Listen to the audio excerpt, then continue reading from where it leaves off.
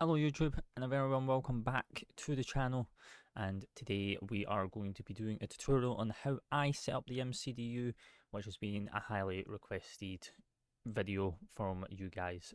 For you guys want to see how I set up the MCDU with the knowledge I know over the years and experience I have. Right now we are on the ground here, cold and dark in Basel, because we flew down to Basel the other day there. And we're now going to take her back to London Heathrow as Speedbird 759er for today. So, as I say, cold and dark on the ground here in Basel. Lovely day out here in Basel. So, we're going to go ahead, we're going to fire up, and then we're going to do all the programming, show you guys how I do it, what I'm doing, what I'm referring to, just so then you guys have a little bit more knowledge and want to add a little bit more immersion and progression into your flights. So let's go ahead, let's fire up the batteries and all that. So we've already done our checks. My throttle's already idle, fuel cutoffs are off, flaps are up, ground spoilers are disarmed, and everything else is good. So first off, I'm going to turn down all the bleed airs, and we're going to remain the pack in normal, and then we'll get to that. So batteries 1, and then battery 2. Make sure that these don't drop below 27, and then transfer to the external. We'll get some overhead lighting, and we'll also get the ground control on, because the ground control helps us talk to the ground. So I'll wait for all the screens to fire up, and we'll wait for that. We will go ahead and jump into our EFB or our tablet for today. So let's go ahead into the Fenix app, and we will import the flight from Simbrief.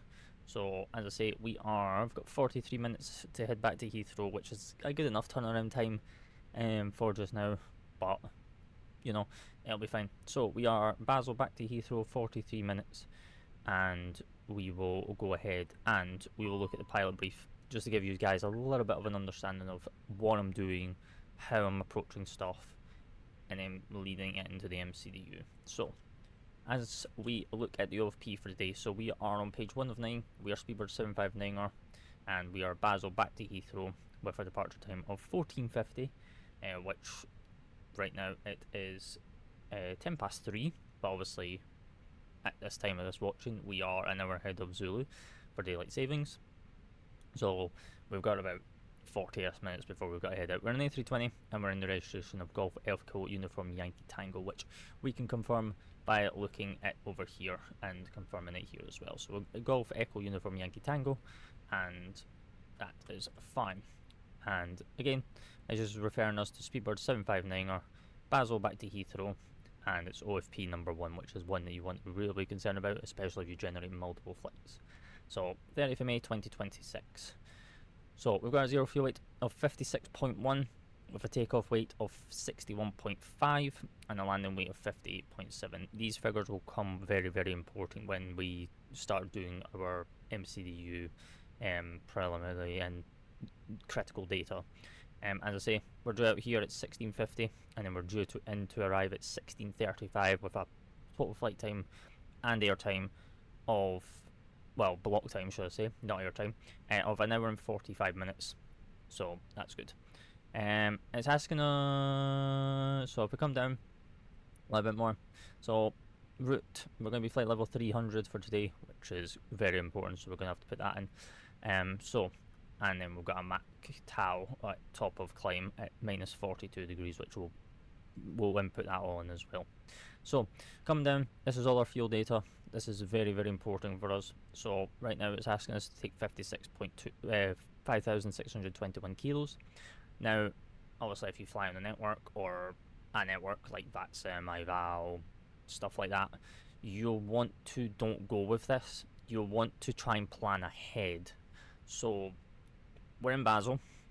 There's no ATC. The only ATC that's on is Paris, but they don't cover this sector, and there's only like 2 other aircrafts on the ground, so there's no factor on the ground here in Basel. It's not busy. We're not going to really be getting held up by traffic. On the other hand, we're arriving at Heathrow. What is Heathrow? The major airport busy airspace, congested, high volume of traffic in and out, and you know, could be put into holds for the arrival, could be put into holds on a taxiway while we wait for our stands to become available, or waiting for an aircraft to push in front of us. So you got to take that all into account. So for me, this is obviously 5,621. I'm thinking in my mind, obviously I flew down here and we had a tail crosswind. So another factor is winds. So we're going to be heading back with a head crosswind. So we're going to be burning more fuel to maintain our speed, as well as all the other characteristics. So we're going to round this up. We're going to take an extra 400 kilos of fuel, which is going to bring us up to 6 tons. So keep that in the back of our mind, because we're going to have to do that with the load sheet. Our reserves is a ton. Our alternate for today, which we've got 2 alternates. We've got Stansted and we've got Gatwick. But obviously this destination alternate is going to go off of Stansted. So it's 900 kilos of fuel just to get to Stansted. We're just under 950 kilos, but the way that the MCDU works is it rounds up in numbers. So because this is not above 950, you would round down, so it's 0.9. Trip fuel, we're only supposedly going to be burning to 2,842, which is an hour and 6 minutes of air time. We can keep an eye on this. This could be inaccurate, but it's something to be aware of. And then our required fuel is 5,621, which matches all the way down in our total and our tanks, which obviously we've just agreed that we're going to do 6 tons on the way back, which is going to bring us almost to 3 hours of fuel on board. That will give us the chance to either go to Stansted, or we're going to go to Gatwick, which is our second alternate for today. A bit of information down here. So we're at Basel. We're off of runway 15 for today, and we've got an airport elevation of 885. And then Heathrow's information here as well. Arriving 27 right, and we've got an elevation of 83 feet. So kind of nice, not too bad, not too shabby. And then coming down into here, this just gives you your alternates. Depending on you might just have the one alternate. Most people do have the one alternate. Depending on where I'm going and the airlines I'm flying, based off of SOP procedures, there is normally like 3 or 4 alternates here. BA, when they go back to Heathrow, they tend to just have 2 or 3, so we're just opting for the 2. So like we've got Stansted, as I say, it's got 89 miles for the distance, tracking 046, flight level 90 it wants us to be at if we have to go around and divert to Stansted, and it's a 25-minute up there with using almost like just under 950 kilos of fuel. Now if we had to go to Gatwick, we burn more, but it's an extra 10 minutes on that, which gives us a better kind of alternate, because of Gatwick's kind of got the dual runway ops, but they really won't use the second runway unless it becomes critical, but they don't really.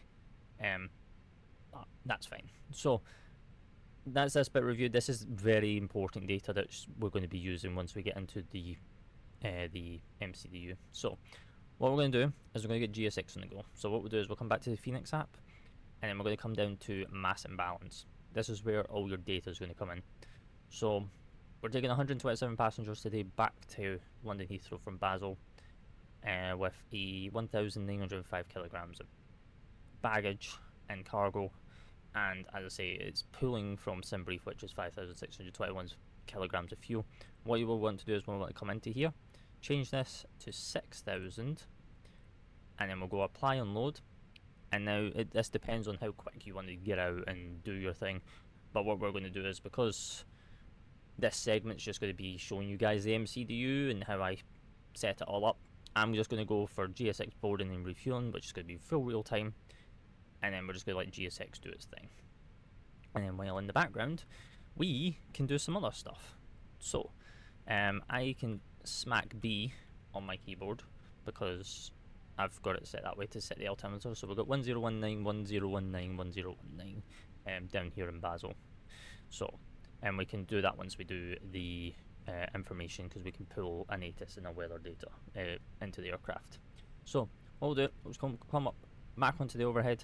We'll turn off PAX 2, and we will then do some critical stuff up here. So we're on the emergency lights, no smoking can come on, nav lights can come to 1, strobe lights can come to auto, crew supply can come on, and then the CVR test, which is just on. So, and then we want the captain to control that, and then we'll come up to here and do the ideas. So we're going to go nav, nav, nav, and then we'll do the thing, and then we'll do an APU test. And we'll do an engine test.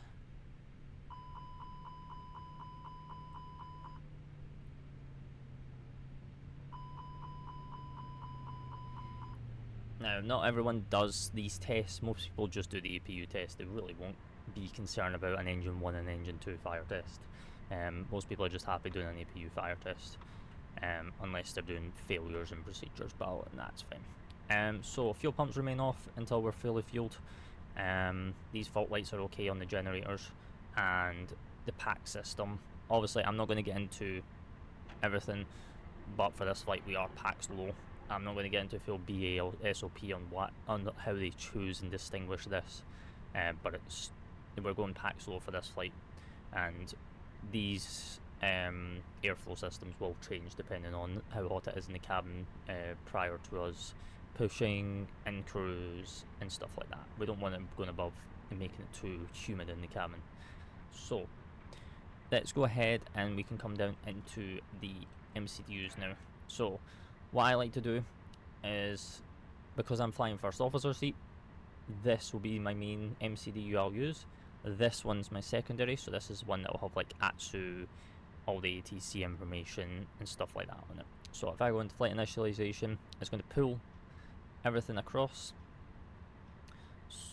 which if I actually pressed the actual key, then it will work, and then it will pull all that data. So we're speedward 759er, Basel back to Heathrow via Stansted, an hour and 6 minutes, which is correct with our OFP, which we've just referenced to, which is an hour and 6 minutes. We'll go into the AOC menu, and then we'll go into the received messages. So we're going to get 2 load sheets, so we can accept one, but we're going to go off of this one, and I'll explain why, because of how Fenix does their stuff. We don't tend to question it. Let's go ahead and do a weather request for you guys as well. So because there's no ATC on down here in Basel, and as I say there's just Paris online, we can just do a weather request. So we come into here to WX and then weather request, and then we can do Basel, which is LFSB. This is optional. You can either do a TAF or a METR, but we'll just do a METR for just now. You just press send, and that's Q's just doing its thing. That's fine. I can fix that. Go back in there. Don't need you. So weather data. So Basel on the 30th of May at 1400 Zulu, which right now it is 18 minutes past, so it's 18 minutes old. Auto, variable at 2 knots, cav okay, 32 degrees down here, 8 on the dew point, and 101-ninger, which we have got 101-ningers across the board as well, which is fantastic. So we'll come here, we'll go here, and then we'll come into the main MCDU. Now this is where we're going to start programming everything in, making sure everything's in and aligned. So first thing to be looking for here on the on the MCDU once you come into this page is make sure this aircraft type is correct, make sure your engines are correct and you know what engines you're in, which we're in the IEs today, and make sure your nav database is up to date, which is through Navigraph, or if you're in another aircraft like the FlyByWire, it might not use Navigraph. I think on FlyByWire you can interchange it between the Sims data and the Navigraph if you have a Navigraph subscription. You just want to make sure you're in date. So we're on the 30th of May, and the AirRec data is available from the 14th of May to the 10th of June. So we're in date. We'll come across the data. This is what I like to do. So if I'm going to come into here, I'm going to make sure it's staying aligned in green. Then I'm going to come back, go to GPS, make sure my GPSs are aligning, which they all are, and then I check one other thing on my IRSs as well, and make sure that these are counting down. So we're at 4 minutes until our IRSs are aligned, so that's fine. So we'll come to the init page, which is the NA page. We're just going to hit request, and it's just going to pull data all the way from Simbrief. So here we go, AOC aircraft flight plan uplink. So we're Basel to Heathrow via Stansted. We are Speedbird 759, cost index 20 for today, which we can, which I forgot to show you is on the OFP, but it is on the OFP. I'll put an image below at this point to show you what it is on the BA's OFP if you are confused. And as I say, we're cruising flight level 300 for the day at -42, which is what we've already briefed as well, so that's good. So we'll do IRS in it, we'll confirm, we'll do the winds, and then we will do the temperature. So temperature's right here, so we're 32 degrees, and tropicals can be cleared as well. And then we've just had the wind data uplink, which now gives us all our winds for the stages of flight, which is good. Init B we'll come back to, we're not going to do that right now, so we'll leave this page. So you're going to go init, flight plan, and then now we're going to do our departure. So for today, we're out of Basel, runway 15 for departure for today, and we're out of here via the Torpet 8 Tango, I think that's how you say it. I think I might have just butchered that. No, it's the Torpa 8 Tango for today. So we'll insert that, and then we're going to plan for Heathrow. Now, obviously, because I know Heathrow's procedures, and some of you guys might not know this, by 3 PM, Heathrow changed their runways, whether they're using the north or the south. So if they start in the north, they'll change to the south for departures. So, and then they'll have the south for arrivals and then change to the north. So because they were using the north for departures, which was using 27 right for departures, and at 3 PM they'll switch to 27 left for departures, we're going to be arriving 27 right because the runway changed. So we're 27 right, Alesso 1 hotel, and we are going to be coming in via, we don't really have to do all this, but it is kind of useful to have just for numbers. So, and then we're going to be coming in via Biggin. So I'll reinsert that, that's all good. And then you go nav, or radios. This should all be blank until your IRS is aligned. You just want to confirm this. And then you go secondary, copy the active. Now this is what I like to do, so in the event of any emergencies or I have to return to the field or anything like that, I want to have my secondary flight plan set up. So what I'll do is I'll copy the active over, go to the end of the SID, which is here, which is Torpa, select Torpa, and then put the arrival back in, because we'll just come back to Basel. So put Basel in here, and then you want to click on Basel, arrival. So we're going to come in via ILS runway 15 because we're departing runway 15, and we're going to be ILS Zulu runway 15, no star. And then we'll come in via no via because we'll just radar vector ourselves back to the field via headings and maintain watching our altitudes and all that. So, which is good. So this is already calculated 85 nautical miles in distance, which is perfectly fine. So the next part is we should be getting boarding. So if we come back to the init page, which is what we're going to need to be on. Fuel on board is 6 tons, which we can now confirm, which we now have on board. So what we can do is come up to here. Seatbelt signs can now come on. You do not want to be switching on the seatbelt signs until you've got all the fuel on board. And then we can get all our pumps on now as well, because they are good to go. Now, how is our cabin looking in terms of, it's 37, 34, 34. So what we're going to do is we're going to get the packs on, but in order to have pack and airflow, we need APU. So let's chuck on the APU. You gotta wait 3 seconds for this before you can go from the master to the start, and then we'll just fire up that APU. So then she is rolling. One way that you'll know that your GPS, your IRSs are now aligned, is your ND will now display, and it'll see GPS is now primary. So if we come back down here now, and we clear all that, we now have a full ND now. So this is really helpful. So now this will make us, if you want to, it's always good to check, is go through your route make sure there's no disconnections out of the SID, and then I like to zoom out to about 80 in range, and then just flick through it. And then this is the start into Heathrow via the Lesso 1 hotel. Big in. We're probably not going to follow this, we'll probably get vectored if there's any ATC, or we'll just vector myself, which is fine, but it's nice to have in. And then that's the ILS into runway 27, so that's perfect. No route discontinuities or anything like that. So let me just turn all these on. What I like to do is I like to have constraint and VOR on both sides, because what it does is it gives you your altitude and speed constraints on your ND, as well as it gives you the nearest VORs off to your left and right. So that's good. Let me refer to the chart for our initial climb. I might use a sign by ATC, but because we don't have ATC on, it's going to be kind of at our own discretion. Okay, so initial climb is 7,000 feet. So put 70 in there. Perfect. Right.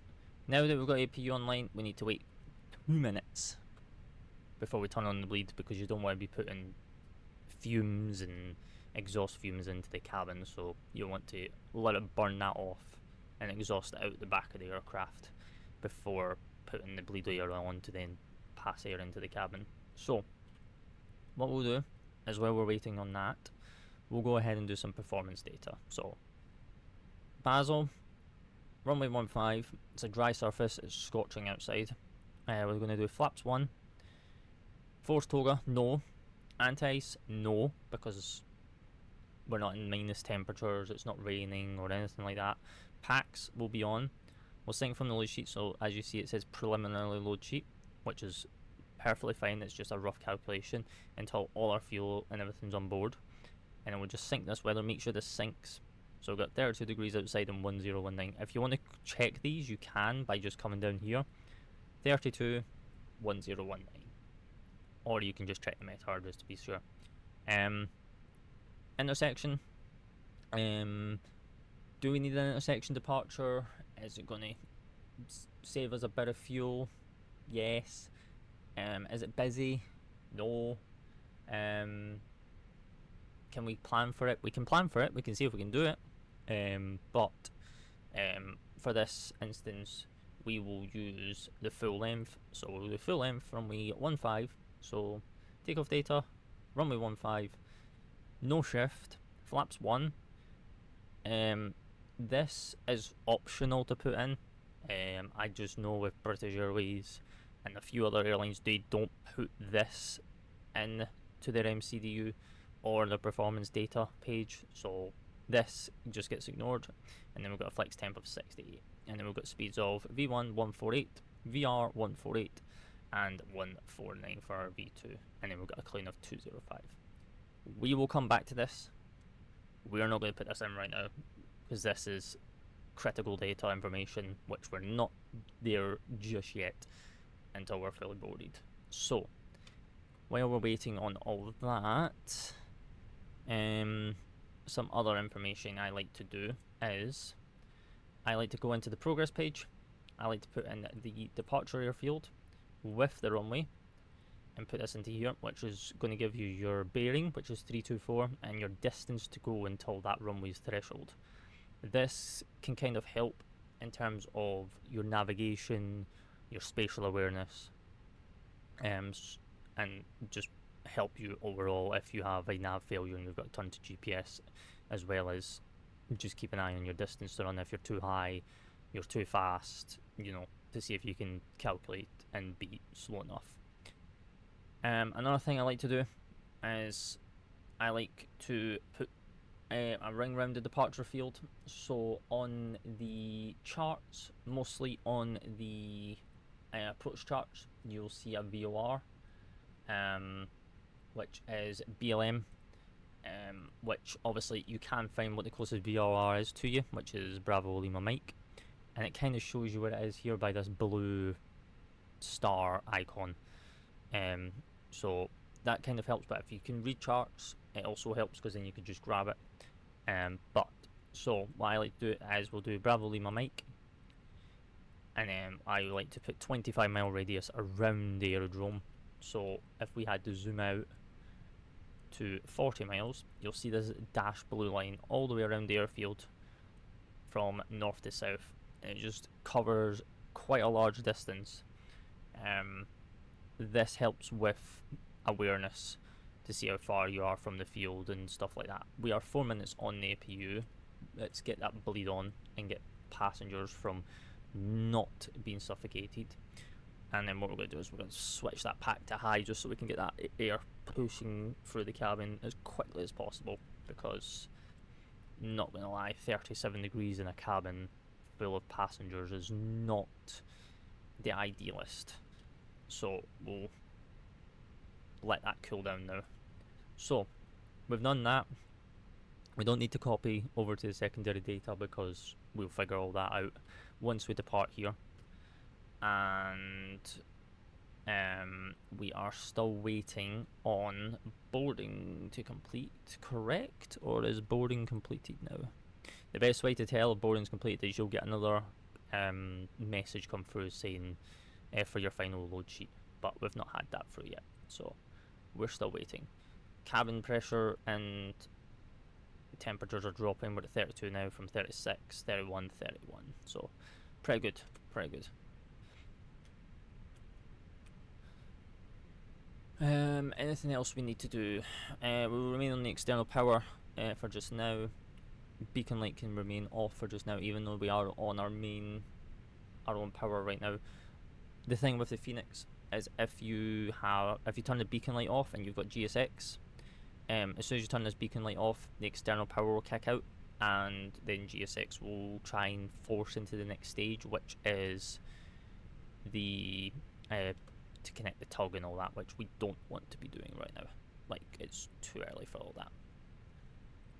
Right, how are we doing with boarding? The best way you can check as well on boarding is you can come into the Fenix app and you can come to here and see what everything is getting on. I'm guessing boarding is complete. I mean, you can check by the GSX menu as well, so let's have a look at that and see what it's doing. It's actually not actually requested, so that's fine. We'll just request boarding just now and get that out of the way. So it did not move to the next stage. It kind of just ignored us and went, yeah, we'll just do it this way. So while we're waiting, because that's not going to take that long, let me do some dials over here, because we're flying first officer side. Kinda just need to turn these dials down and then adjust them on the FO side rather than the captain's side, because these can get a little bit on the loud side. And then, no, we do not want to connect the tug, so that's good. And then we can turn this to on as well, and we are good. Right, put that back to arc and then bring that back down to 10. Yeah, I will talk to you guys very, very soon once boarding is complete, and then we come into critical data phase, which is where we're completing the NB page and the performance page. So I will speak to you guys in pretty much a split second. And welcome back. So as we can see, we have fully loaded with baggage. We've got 87 passengers, so we're pretty much almost there for boarding. There's like 2 passengers boarding every 10 seconds. So let's go ahead, let's do critical data information. So we're going to come down to here. We're going to use load sheet number 2, which you can tell which has got Endo 2. This one's, we wouldn't use 1 because they're pretty much the same data. So you would take the latest one that comes in, which is Endo 2. We're preliminarily at 1744, which is speedbird 758. 30th of May 2026, which you need to confirm. Just confirm this, just make sure it is actually pulled the correct data and not from another flight plan or, you know, route that you've got in.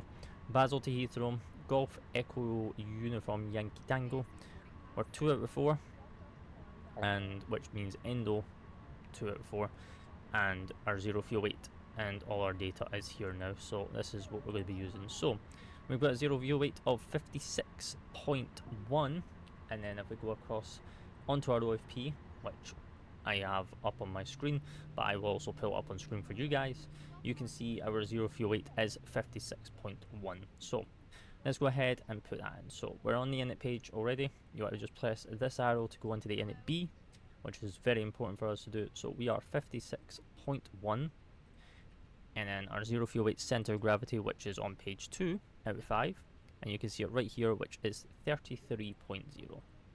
Now you could just put 33 and it will just put in the 0 at the end automatically, but for this we will put 33.0. So that's in. Block fuel, we're at 5.98. We did request 6 tons, so we're going to do 6 tons in there. All good, and the fuel prediction is now prepping itself and everything like that. So another thing we look at, if we go back to page 1, that card just came out again. Let me just put it back in. There we go. It's just the click spots with hues. It would be nice if they could fix that, but I don't think they can because of how the angle you're looking at it. But so the one thing we're going to be looking at here, taxi fuel, which we've already briefed, which is on our OFP, is 207, which is 0.2. Our route reserves for today is 1 ton for today. So we'll put 1, and then that'll calculate the percentage. Alternate fuel is 0.9, which we briefed as well, and then it will calculate everything else. So we have a max takeoff weight of 61.9, 61,887, which is round up to 61.9, and then on our OFP it says 61.5. Take that in mind, and remember that we did put an extra 400 kilograms of fuel, so if you plus 0.4, it's 61.9, which is perfect. And then our landing weight is 59.3, and our landing weight is 58,666. So a little bit of a discrepancy there, but it is also taken into account with the fuel, because our landing weight is 58.7 on our OFP. So it's a bit of a discrepancy because it should have only added 400, which would have given us 59.1. I wonder where it's getting the extra 0.2, but it's not something to be aware of, so it's fine. And then we've got 0.3, which is 8 minutes of holding if we need it, but this will go up and go down when you're in cruise as well, something to keep an eye on. Then we'll come over to the performance. This is where we're going to put in our performance figures. So if we come back over to our tablet, this is just going to let us know that aircraft is now loaded and boarding is now complete, which is fantastic. And now we need to put all this data in. You can press this and resync it. No numbers or figures changed. And then if you want to, you can recalculate it if you want to. You don't have to, but it's fine. So now we've got to add all this data in. You can press send to MCDU, but for me personally, that's very immersion breaking because it would never happen in the real world. You can't do it in the real world with the iPads and the tablets that the pilots get. It's all manual data entry. So flaps 1, 68.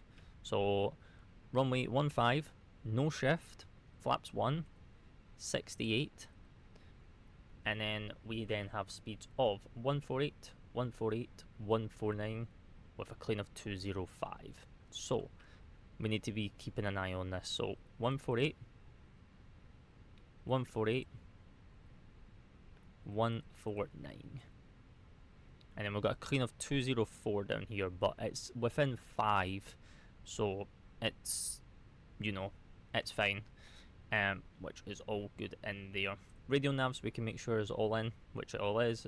They're now hard locked, which is something you would have done and been assured of, because the best way to tell is your VORs would have engaged on automatically when the IRSs got a line. One thing you want to check, this is a good thing to cross-reference, is check your distance to run, your time, which is your air time, and then how much fuel you're predicting to have on the other side. So with us on our OFP, we've got 418 to 423. It's within 10, which is good. An hour in 10 to an hour in 6. which was fine, compensating 4 minutes for an extra headwind. You know, makes sense. And 3.2 compared to 2.6, that's just compensating for the additional fuel that we've got on board. So with that, that is going to wrap up today's tutorial. And then we've got a company message, which I'm going to guess is the load sheet. Yeah, that's just the load sheet. We don't take any of this figures. We always take from the preliminary.